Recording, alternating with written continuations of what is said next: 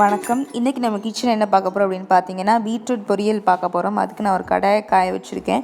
இப்போ கடாய் காயறதுக்குள்ளாட்டி இப்போ நம்ம தேவையான இன்க்ரீடியன்ஸ் பார்த்துக்கலாம். நான் சின்ன வெங்காயம் 10 to 20 சின்ன வெங்காயம் எடுத்து கட் பண்ணி வச்சுருக்கேன். அடுத்து 2 காய்ந்த மிளகாய் எடுத்துக்கோங்க. சிறிதளவு கருவேப்பிலை எடுத்துக்கோங்க. நான் பீட்ரூட் 1/4 கிலோ எடுத்து இந்த மாதிரி கட் பண்ணி வச்சுருக்கேன்.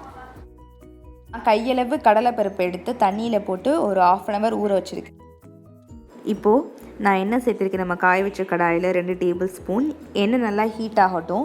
நம்ம கடுகு சேர்த்துடலாம். இப்போது எண்ணெய் நல்லா ஹீட் ஆயிடுச்சு. நம்ம கடுகு சேர்த்துடலாம். நான் 1/2 ஸ்பூன் கடுகு சேர்க்குறேன். கடுகு நல்லா பொரியட்டும். இப்போது கடுகு நல்லா பொரிஞ்சிருச்சு. நான் இது கூட சின்ன வெங்காயம், காய்ந்த மிளகாய், கருவேப்பிலையெல்லாம் சேர்த்து நல்லா வதக்கிக்க போகிறேன். 3மே சேர்த்துருங்க. சேர்த்துட்டு நல்லா வதக்கிக்கோங்க.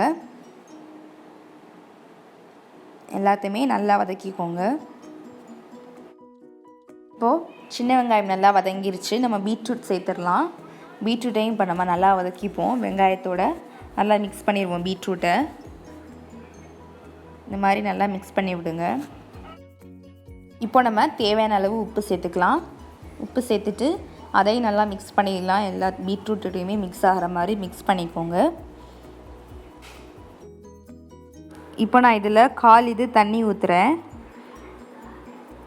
ஊற்றிட்டு இப்போ நான் மிக்ஸ் பண்ணி விட்றேன். மிக்ஸ் பண்ண பிறகு நம்ம மூடி வச்சிடலாம்.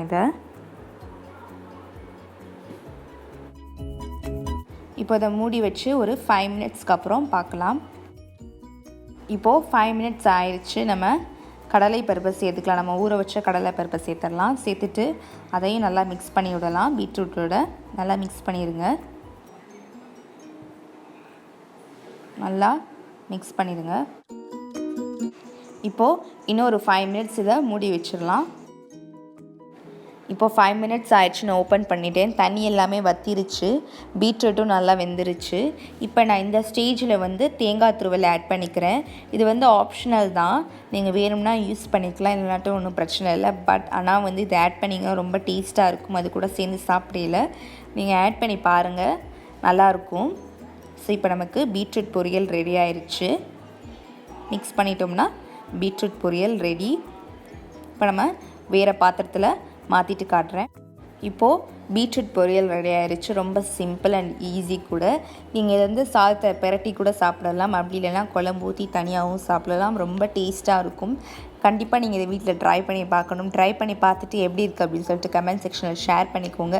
இந்த வீடியோ பிடிச்சிருந்தால் லைக் பண்ணுங்கள். உங்கள் ஃப்ரெண்ட்ஸ் பார்க்கணுச்சா ஷேர் பண்ணுங்கள். மறந்துடாமல் சேனலை சப்ஸ்கிரைப் பண்ணிடுங்க. தேங்க்யூ.